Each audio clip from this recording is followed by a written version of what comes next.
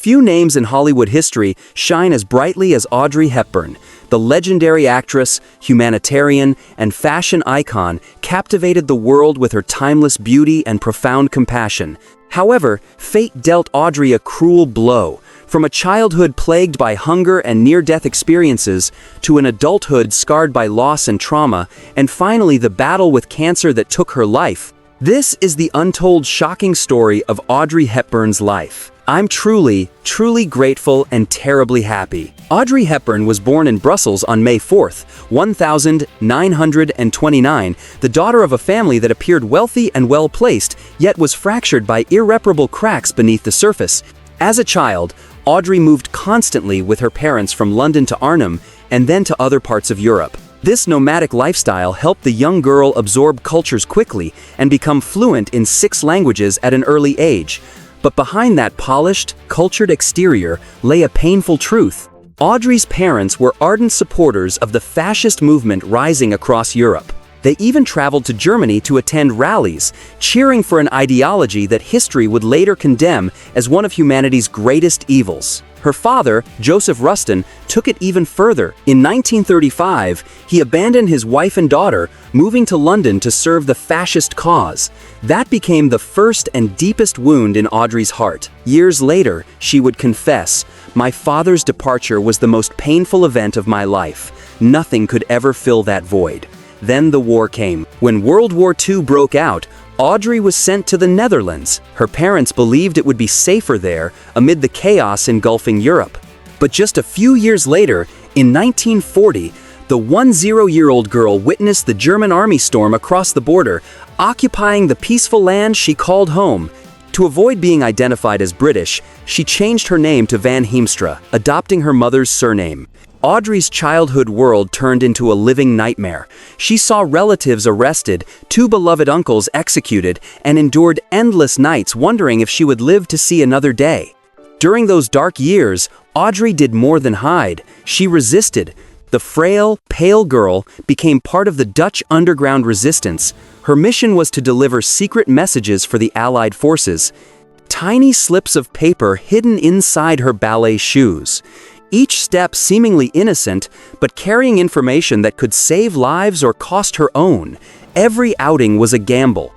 One small mistake could mean capture or execution, yet she continued because, as she later said, "Fear cannot stop you from doing what is right." What's remarkable is that even amid war and hunger, Audrey never lost her passion for ballet. Trained at a boarding school, she dreamed of becoming a professional dancer. When her country starved, she still performed. Small underground recitals took place in basement shelters where a few dozen villagers sat silently, listening to music and watching her dance. Not merely for entertainment, but to raise funds for the resistance. Those dances were flickers of light in the darkest of times. Then, in 1944, a devastating famine struck the Netherlands. The German forces blockaded all supply routes, and people began dying of starvation in the streets. Audrey and her mother survived by eating bread made from tulip bulbs and drinking water mixed with starch. Her body grew frail, her ribs visible beneath her thin skin, yet her eyes still shone with quiet strength. In 1945, when the war finally ended and the Allied forces liberated the country, Audrey, the fragile girl who had once danced amid bomb raids, was free at last. When peace returned, Audrey refused to abandon her artistic dreams. She earned a scholarship to study in London at the Rambert Ballet Academy, one of Europe's most prestigious schools for aspiring dancers. But harsh reality soon set in. Years of malnutrition and war had taken their toll. Her health was fragile, and her body no longer fit the strict physical demands of a professional ballerina. Heartbroken, Audrey realized that the dream, which had carried her through the darkest years, ballet, might forever remain out of reach. Still, she was not ready to give up. Audrey found another path to express her passion: acting. At first, she never intended to become an actress. The small roles she took were simply to earn a living. But those performances in musical theater allowed her to do what she loved most: to dance, to move, and to keep the rhythm of life alive within her. While filming a scene for Monte Carlo Baby at the Hotel de Paris, Audrey caught the eye of the legendary French writer and actress Colette. "I know you think of yourself as just a child," Colette told her bluntly, then asked if Audrey would like to play the lead in her Broadway play Gigi.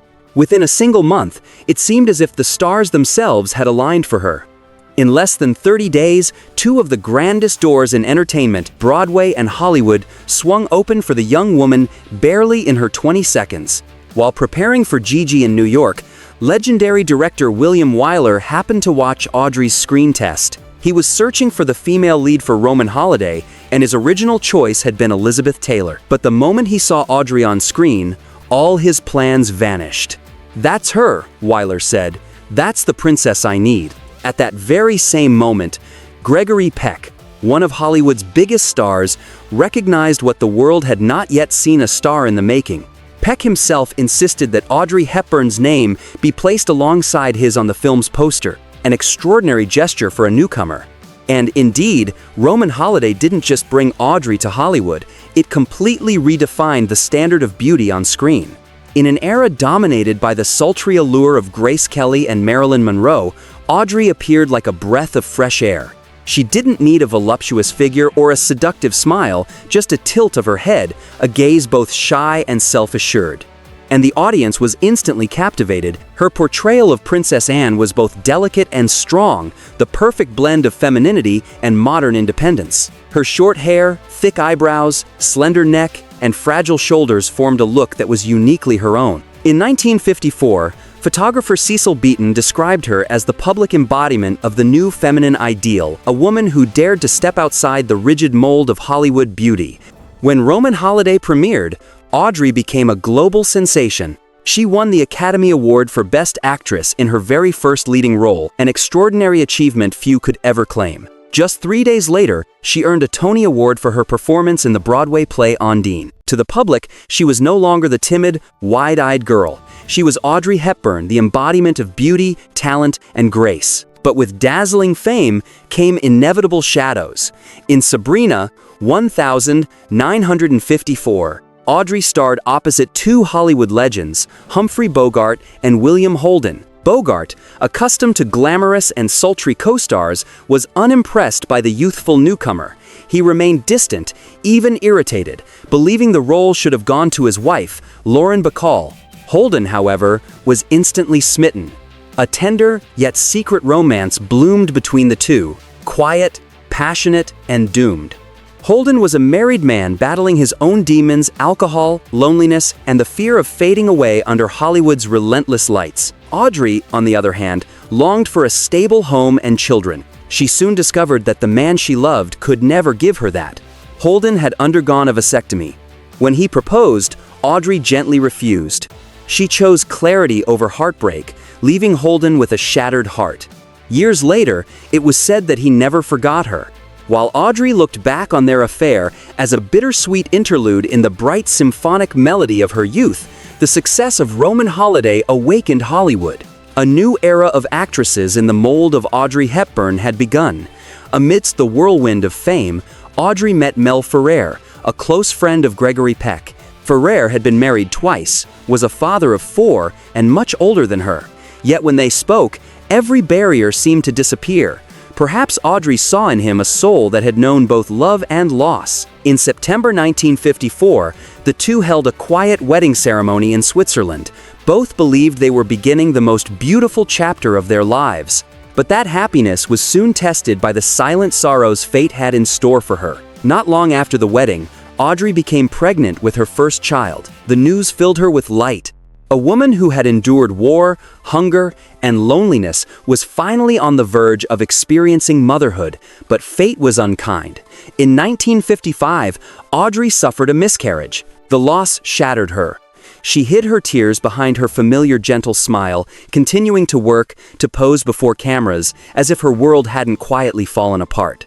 4 years later, hope returned. Audrey became pregnant again, her heart full of faith and anticipation. But during the filming of The Unforgiven in 1959, tragedy struck once more. She fell from a horse and broke her back. The physical pain was nothing compared to the terror of losing another child. Even while wearing a brace and enduring constant agony, Audrey persevered, finishing the film without complaint or self-pity. But heartbreak returned. She miscarried for the second time, This time, she nearly collapsed under the weight of grief. Yet deep inside, Audrey never stopped believing that life still held kindness for her.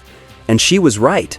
On July 17, 1960, she gave birth to her first son, Sean Hepburn Ferrer. As she held him in her arms, tears streamed down her face, mingling with her smile. To Audrey, he wasn't just a baby, he was a miracle, a gift earned through every pain and loss she had ever endured. Less than a year later, Audrey stepped into the role that would cement her legend Holly Golightly in Breakfast at Tiffany's 1961. Ironically, even as a major star, she still faced skepticism. Author Truman Capote, who wrote the original novella, had always wanted Marilyn Monroe for the part, not Audrey. When Monroe turned it down, fearing the role would damage her reputation, Capote was furious that Audrey had been cast instead.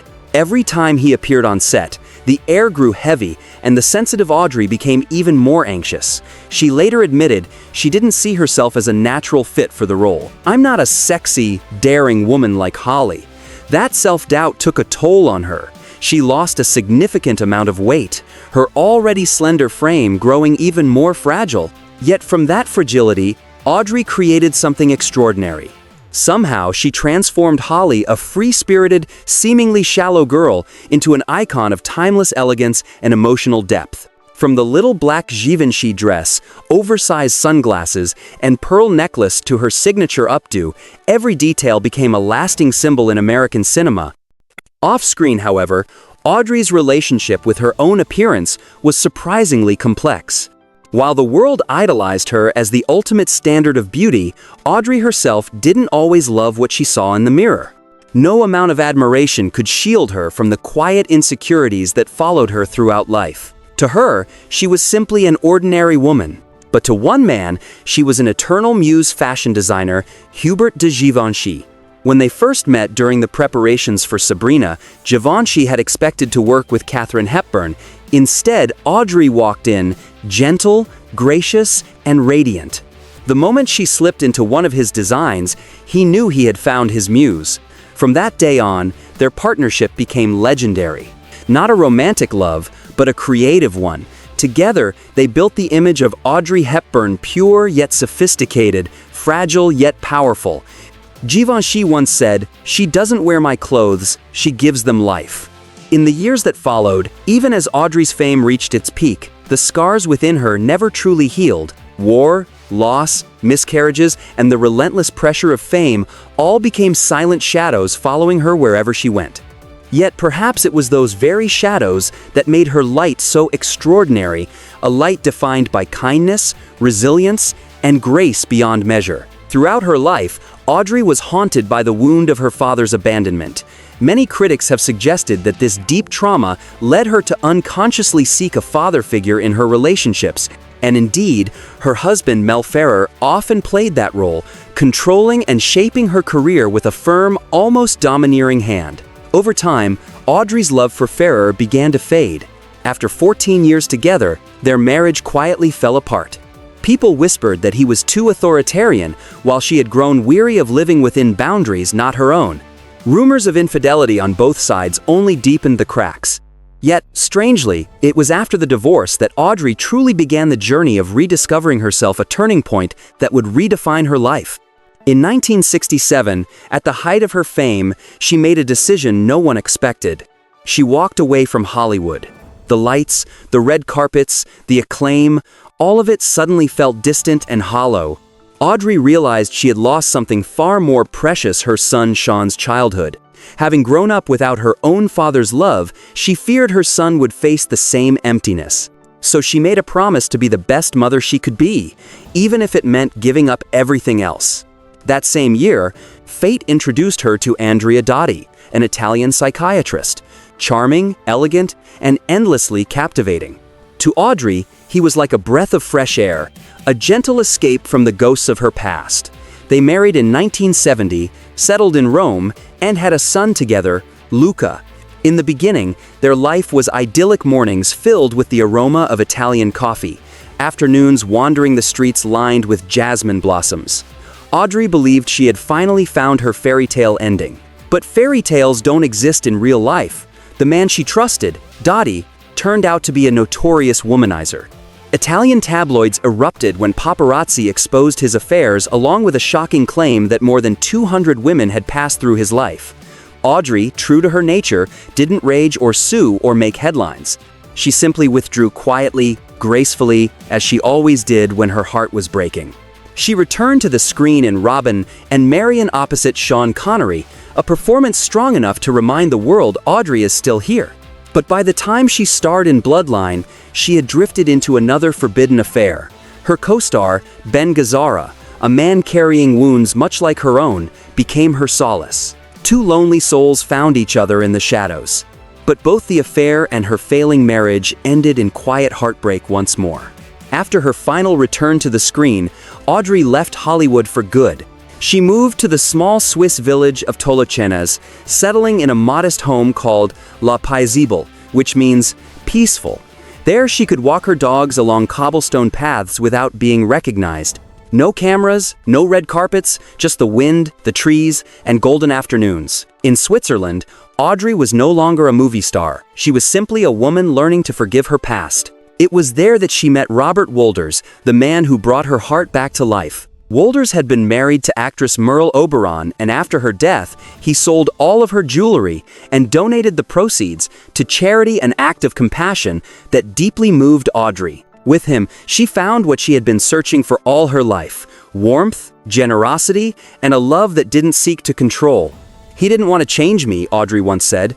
"He just wanted me to be happy." For a while, it seemed as if she had finally found peace in her quiet corner of the world, but destiny knocked once more. During a fundraising concert for UNICEF, Audrey was invited to speak about her memories of the war, about the little girl who once hid in bomb shelters, who fainted from hunger during the famine in the Netherlands. Her story left the audience silent. Afterward, a man approached her, the executive director of UNICEF. He simply said, "We need you." From that moment, Audrey's life took a new direction. She became a UNICEF Goodwill Ambassador, traveling across dozens of countries from Africa to Asia, bringing food, aid, and hope to starving children. This time, the lights that shone on her were not from film sets, but from the blazing sun of distant, arid lands. Yet Audrey never complained. In the way she looked at a child from Ethiopia, in the tenderness of her touch, perhaps that was the most beautiful moment of her entire life. By the 1,960 seconds, Audrey began to feel an unshakable need to find her father, the man whose absence had left her childhood filled with loneliness and longing. With the help of the Red Cross, she traced the whereabouts of Joseph Rustin, the man who had abandoned her amid the chaos of wartime Europe. When they finally reunited in Dublin more than 2 decades after their separation, Audrey did not find the warmth or affection she had hoped for. The man standing before her was distant, cold, almost as if no blood tie connected them at all. The meeting broke her heart. Yet instead of resentment, Audrey chose forgiveness because for her, compassion had always been stronger than pain. Quietly, she supported her father financially for the rest of his life. A simple act, yet one that spoke volumes about her grace and humanity. 3 decades later, after she had become a global icon, Audrey faced the final test of her life. In 1992, following an arduous humanitarian mission with UNICEF in Somalia, she began to experience severe abdominal pain. Doctors soon discovered a rare form of cancer that had been silently growing inside her for years. Audrey received the diagnosis with her signature calm, the same strength she had shown through war, loss, and solitude. She underwent surgery and chemotherapy in Los Angeles. But when all hope faded, her dear friend Hubert de Givenchy arranged a private jet to take her home to Switzerland, to the place where she could rest peacefully, surrounded by love and serenity. In her final days, Audrey chose not the spotlight, but the quiet embrace of nature, her small garden, the sunlight, and the sound of birds singing outside her window. Though her body grew weaker each day, she continued to radiate a gentle light that brought peace to everyone around her. On January 20th, 1993, Audrey Hepburn passed away in her sleep at the age of 63. There were no loud cries, only the faint scent of flowers, just as she had lived gracefully, purely, and full of compassion. Audrey Hepburn never saw herself as a movie star, but the world did. She became an eternal symbol of elegance, empathy, and timeless beauty. With 4 of the most prestigious awards, an Emmy, a Grammy, an Oscar, and a Tony, she was not just a Hollywood legend, but living proof of a simple truth, that real beauty is not found in appearance, but in the way one loves the world.